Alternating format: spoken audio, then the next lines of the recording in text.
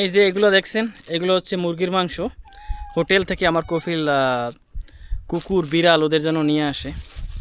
তো দেখেন আমি এখন কুকুরকে এখান থেকে কিছু খাবার দেব।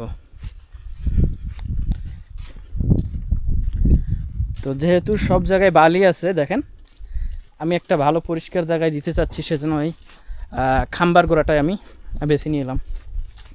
সেজন্য আমি খাম্বার গোড়াটা বেছে নিলাম। এই দেখেন কুত্তাও, দেখেন যে কুকুরগুলো চলে আসতেছে। এই জায়গায় আমি ওদের খাবার দিব সেজন্য।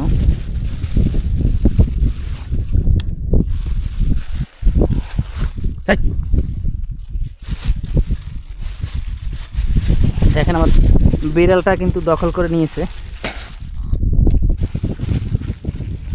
কুকুরগুলোকে আসতে দিচ্ছে না।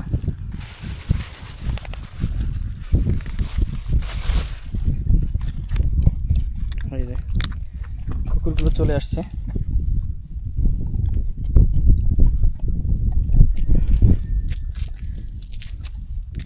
মাশাআল্লাহ, আপনারা দেখতে পাচ্ছেন এই যে কুকুরগুলো খাবার খাচ্ছে।